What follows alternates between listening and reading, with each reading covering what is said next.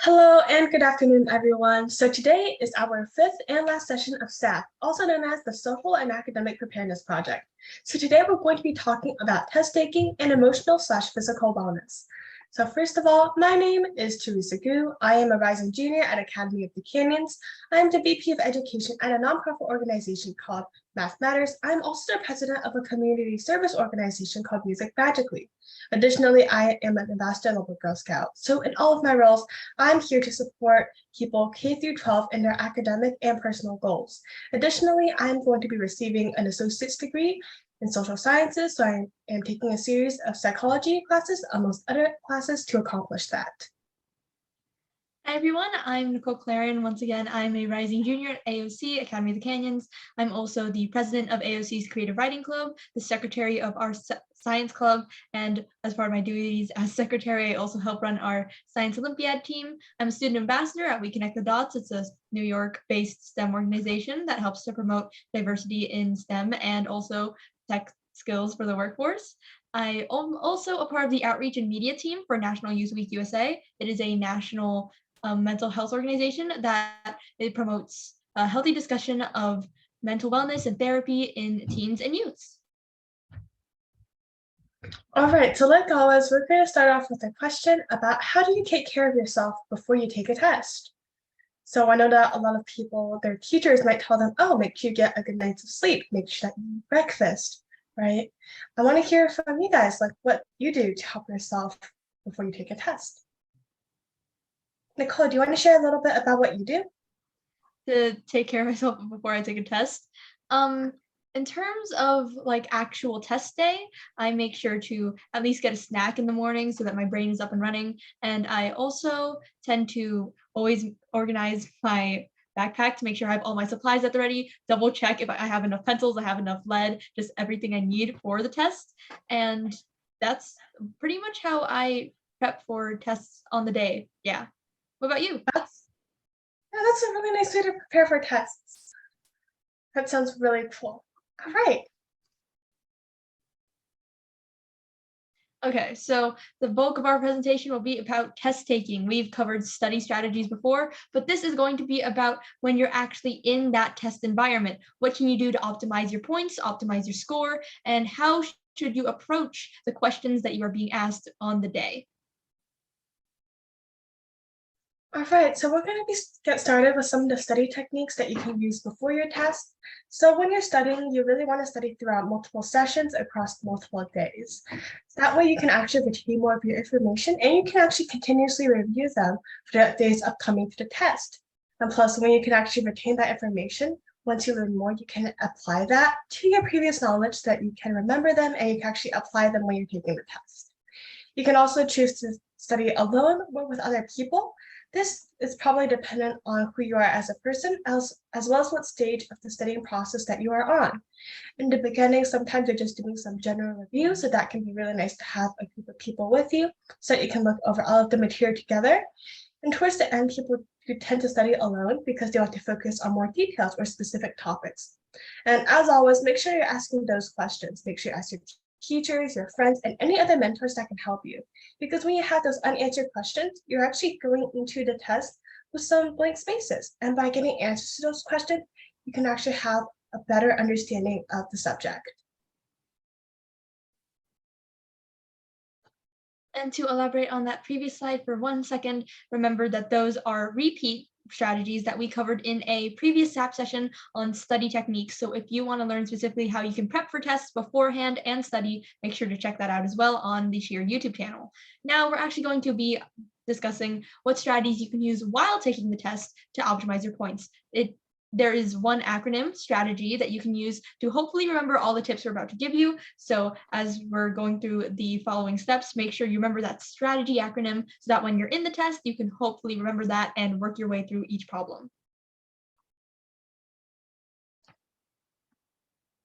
So we start off with the S in strategy, set it up. The first part of a test, before you even get given the test, make sure you have the supplies to complete the test beforehand. So make sure that your computer is charged if it is a digital test. If your Wi-Fi is stable, make sure that you won't disconnect or lose power in the middle of the test and possibly all your answers are wiped. So make sure that your resources are good there. Also make sure you have your supplies at the ready, a pencil, eraser, etc. I personally like to have a sharpener or a box of lead if I'm using a mechanical pencil at the ready, just in case my pencil breaks and I need to sharpen it or get a new set of lead, because I want to make sure I have as much disaster control as possible while I'm in the test setting. Also, make sure you have scratch paper if allowed, specifically in math tests, because it's a lot to put all of your work or all of your writing into a little box that they give you for free answers and stuff like that. So make sure you have a scratch paper so that your teacher can flip to the scratch paper if you have a lot to say or a lot of work to show, and it's not as cluttered, and you get those full points so they can understand your work. Also, your resources. Make sure if your teacher says you can specifically bring a calculator, a reference sheet, always have those on hand. You don't want to be disadvantaged in the test setting. You want to make sure you have the same opportunities as everyone and you're using as much resources as the teacher allows you, and therefore you're not disadvantaged compared to everyone else. And the T in strategy is time. Be aware of how much time you have to complete this task. Be aware of how much questions you have so you can see how much questions you should complete within the time given, which questions are taking probably too long and you should probably come back to later and answer more questions so you can optimize your points. The biggest part about timing that I always do and has always helped me is to always start with questions that you are confident in or short questions so that you have enough time in the end to finish those long answer questions once you have all of those questions done with. Because one, this optimizes your points. If you answer all the questions that you're confident in, that makes sure that at least you've secured those points in your test and therefore can give more time to think when it comes to questions that you may not know. And if they're shorter answer, then that also gives you more time to go for those longer answer essays or those longer questions, those longer problems, so that you can actually get those correct rather than trying to rush them when you run out of time. And these two kind of go hand in hand, so I put them on the same slide. So step 3, the R in strategy, the first R is reread. Always read the question multiple times because you don't want to misinterpret the question and get the answer completely wrong because you accidentally misunderstood what they were asking you. So always reread the test question until you fully understand what the question is and what it is asking you to do. Always try to get the most out of the question. And the way you can do that, if you're still confused about your question, is to annotate. While yes, you might not have a highlighter at your disposal, you do have a pencil, and that's usually enough. Circle what it is exactly asking you. Try to figure out what is the direct question being asked here, underline any important details, anything that may influence your answer, and also try to simplify the question as much as you can. If it is a lot of big words, a lot of fancy words, try to find synonyms and at least try to make it clear for yourself so that you can answer that question as directly as possible in step 4. So in step 4, we have answer directly, the A in strategy. It's always important to answer directly because your teachers need to know that you know the material immediately. You don't want to dance around your answer. You don't want to fluff it up to begin with. You want to answer it as directly as possible so that they know that you know this material at a first glance and they don't have to search for your answer and see if they can give you a half point to see if you kind of answered it. Always answer confidently and directly so that your teachers always know that you are confident in your answer and that you know that material. So don't second guess yourself. Answer directly as possible. And step 5, the T in strategy is test your answers. So testing your answers, sometimes you can't, but if you can, then always plug it back into the question and see if it works out. For math, you can do this tons of times. You can put your answer back into the problem and see if it works out correctly. Try a different method. If you were taught a different method and you prefer that method, always try that and see if it works back to the same answer. For English and grammar, you could always read it out loud, unless your teacher is very big on a silence policy and they really want it to be quiet during testing. Probably don't read it out loud, but like if it's grammar and it's a fill in the blank, put it in the question and see if it reads well, see if it sounds right. If it doesn't, always try a different one. And if you are allowed to, specifically on essay portions of essays that of tests that may take longer and may take multiple days, if you're allowed to, show it to others. Show your essay to others, your essay writing, see if it is good. They'll give you critiques if you are allowed to. A lot of schools don't allow this, but if your test takes multiple days and you're writing an essay portion that also takes multiple days, hopefully you will be able to get those critiques. So there's not a lot to do for other things outside of this, like science and history, because they have a mixed bag of types of questions, but you can always rely on filling it in if it is a fill in the blank, or if you can always rely on plugging it back into the question if it is some type of problem solving question.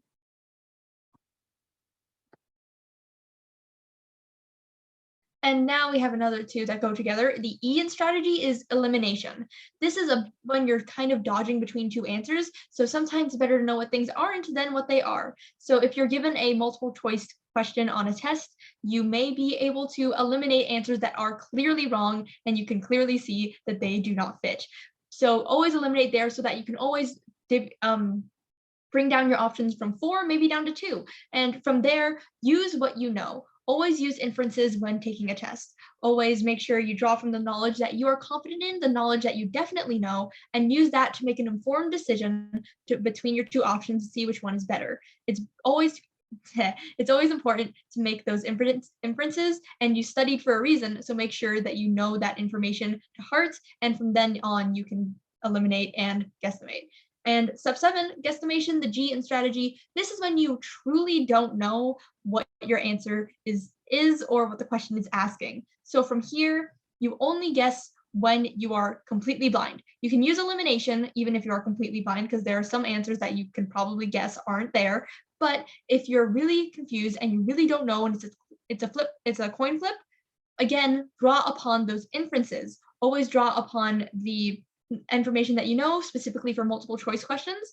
Draw from the information you know, try to see which one may fit based on what you already know, hopefully. And if it is a free answer and you are completely lost, what I do, which usually gets me some type of half points, some extra credit at least, and at least not the full points, but somewhere there, is to use a strategy or to deflect the answer into something that into knowledge that you are confident in. For example, in history, if it is asking about specific war tactics used in World War II, you don't know the war tactics, but you know the weapons, try to deflect your answer to be towards weapons and see if it works. And this only works if your teacher allows for half credit on questions. If they don't, then try your best. But if they do, try to deflect the question to something that you know well. And for math, if there's a problem and they're asking you to use a very specific method to solve that problem, and you don't work well with that method and you can't figure it out, use another method that your teacher taught you in order to at least get half credit by 1, putting down an answer and having work there, and 2, at least using a method. What you want to do specifically for questions that you really don't know and free answers is to have work there, at least have some substance there. Don't leave it blank. Always try to at least go for half credit, at least for 1 point or 2, so that you can at least optimize those points. And step 8 of strategy is the why. You can do it. Taking a test is a large task, and it can be a lot on your brain mentally and yourself physically, because it is a lot, and there's a lot of stress building inside of you. So make sure to take care of yourself before you take that test. Always make sure you rest, because while yes, it does sound like a good idea to pull an all-nighter and study as much as you can the day before, it is a better idea to rest a full 8 hours the day beforehand, so that those memories and those facts and those study sessions can crystallize in your brain and therefore improve your memory, and you can have enough focus and enough retention to be able to take the test on the day. And also nutrition. Before you take the test, make sure you eat at least breakfast or a snack so that your brain has enough energy to get through the test, and that you have enough energy to recall all of your study sessions, all of the knowledge that you have. And finally, positivity. Make sure you have that confidence while taking the test. Make sure that you are confident in your answers and your knowledge. If you're not, you can second guess yourself, and second guessing is really bad, because I know from personal experience that it can often lead you to the wrong answer, even though when you know in your gut the right answer, you may second guess yourself and you may think, are you really sure? And go to a different answer. So always be confident in your answers, be confident in the knowledge that you know, you've studied for this test. Make sure that you are positive and confident in what you are about to do. All right, so that was a lot of good information from Nicole. So now we're going to be doing our review activity. Since today is the last session of SAT, we really want to hear how you felt about our program. So we're going to send out a feedback form in the chat box, and you guys can make sure to fill that out to see what you guys have learned and what you think of this. I will also link this in the description on this video so that everyone from our virtual audience can also give us their thoughts. All right, let's give you 10 minutes.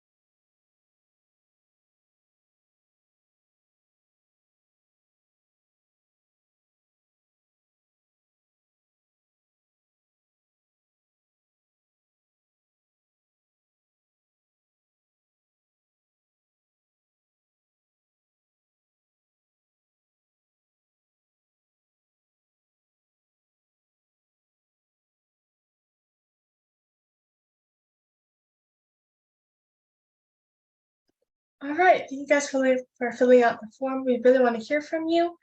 And now we're going to be moving on into our next segment about emotional and physical wellness. So we've talked about wellness in the past, but currently we're going to focus on emotional and physical wellness and some methods that we can use for us to optimize them, right? So we want to find different ways to see how we can bring ourselves into the best state of mind and the best state of health, actually. So first of all, let's talk about emotional wellness. We did touch upon this briefly, but a big part of emotional wellness is recognizing our own emotions, seeing what's causing them, and finding ways to ease our emotions and help us bring ourselves into that ideal mindset. So a lot of the times we're experiencing a lot of changes in life. Maybe you have an upcoming exam, or you just have a lot going on and you're experiencing a lot of different emotions, and sometimes it can be quite intense and people can experience mood swings and such. So we want to see our emotions and acknowledge them. We can be like, oh, I am feeling this way. And it's like, all right, that's okay. And why is this happening? And you can look at different areas of your life. You can see kind of what's going on that's been leading up to you feeling this way. And we just want to be very accepting of ourselves because when we actually understand and we're like, these emotions, we feel them, they are right. We can actually be in a place where we can actually help ourselves move over these emotions instead of suppressing them. So there are a few ways that we can help ourselves achieve an ideal level of emotional wellness. So one of the things that people like to do is journaling. So oftentimes when people journal, sometimes they'll journal because they have a lot of brain chatter. They have a lot of thoughts going on in their head and they want things to slow down. So when you're journaling, you don't have to write about something specific, although you can, but it's just getting out all of your little thoughts, you're writing them down. And because the speed that you're writing at and the speed how fast you think are different, it can actually slow down your train of thought and it can bring you into this calmer, place of mind. Additionally, when you journal, you can also reflect back on how you feel and why you felt that way. And this can be really good to know, especially if you can analyze this over a period of time. You can see, oh, when things like this happen, I feel anxious, right? For example, if you have upcoming exams, you might feel a little bit more nervous, a little bit more jittery. And you may be able to analyze these patterns if you have multiple journal entries. And this can also be over a more minute events or instances. Another thing people like to do is meditate. And meditating can be done in a variety of different ways. Some people like to keep it really simple. Other people want to make it feel a little bit more extravagant and out there. Meditation itself is trying to place ourselves in this place, state of like mental ease, right? Where we're clearing our mind and we feel clean on the inside and we don't have so many thoughts going on inside of our heads. For some people, they just want to sit on the ground, close their eyes and try their best to bring themselves into that state. For other people, they might feel like a little bit more extravagant and they might want to put on some music, right? They might actively seek out very pretty landscapes or very pretty areas that they can go, right? They might buy additional cushions. So it truly depends on what works best for you. And whatever you do that helps you bring you into that calmer mindset, that's what's good for you and that's what works. Additionally, some people do enjoy socializing. This truly depends on who you are as a person. Some people, they are very extroverted and they really want to go out and socialize a lot. They want to go to parties. They want to meet large groups of people and just talk about what's going on in their lives and in the world. But not everyone's like that. And for some people, they just want to talk to a couple of people, maybe just a few friends, a family member, a teacher. So it truly depends on you and what you're comfortable doing. But oftentimes it's very nice to just go out, interact with people. Some people, they really struggle with loneliness, and it can be really nice if you can go out and socialize, meet new people, talk about new things. And that can be very helpful for many people.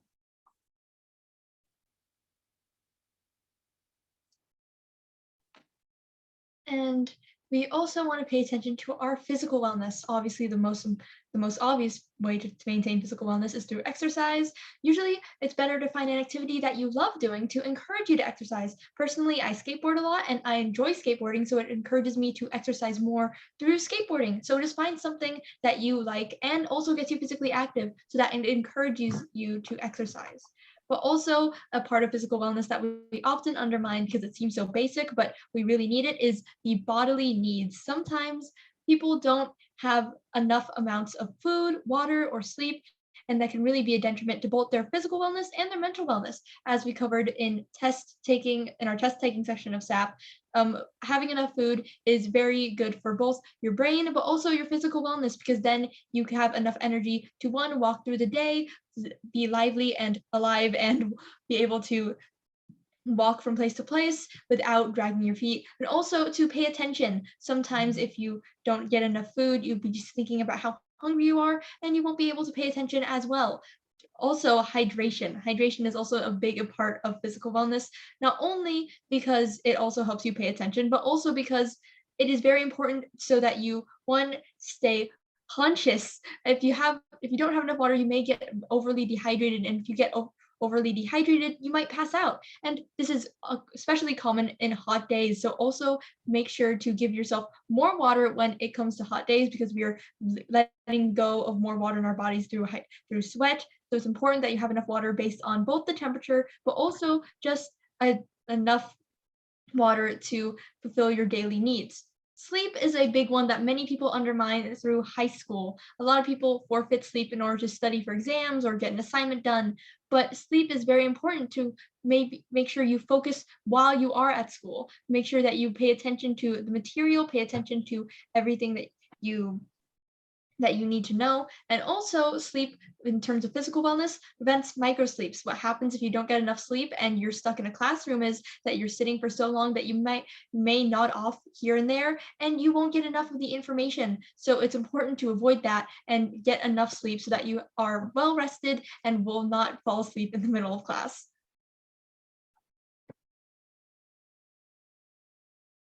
There are multiple methods to maintain physical wellness. Again, exercise, find something you love that keeps you physically active, and go from there. But also go into nature. One of my favorite methods of exercise is actually hiking, because one, it's nice to look at pretty nature as you're getting that physical exercise, but also people find nature peaceful and therapeutic. So this can also help your mental wellness. So if you feel overly stressed and you're stressing about due dates and you're scared that you won't make deadlines, maybe go into nature and just listen to the sounds of the birds singing or the rustle of leaves, and that can be very therapeutic and calm you down, and hopefully be able to bring your heart rate back down. Speaking of heart rate, breathing exercises, while many people associate them with stress and calming down, they also help when exercising. So when you're running and you have that heart rate going up and you're panting a lot, it's important to control your breathing, one, so that you can achieve more endurance while you're running, but also when you need to take a break, your heart rate is going so fast, you don't want it to be doing that. So take those breathing exercises to bring your heart rate back down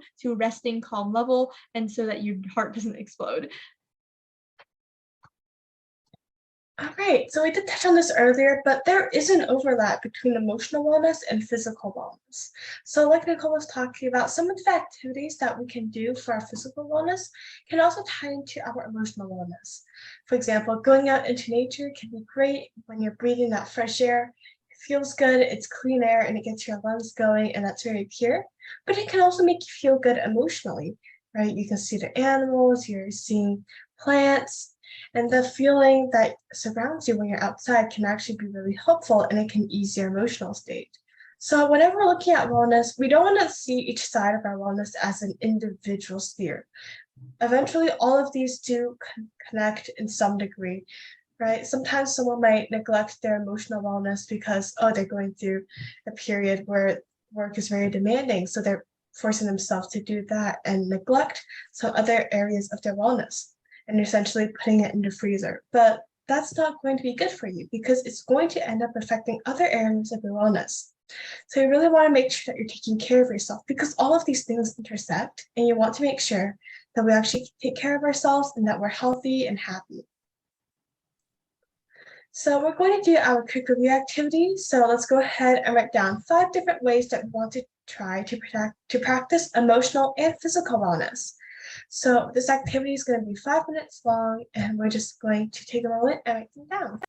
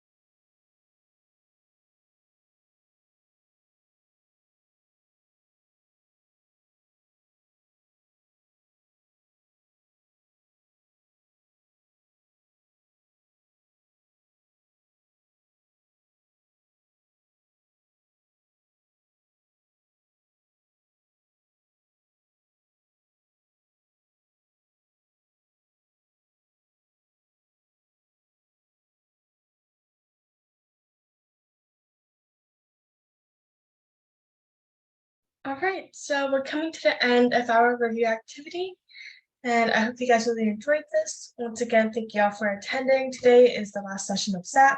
However, you can see all of our videos on the True YouTube channel. We have an entire playlist for you guys, so if you ever want to review something, you can always check that out. Once again, thank you all for attending, and we hope to see you in our other cheer projects. Bye.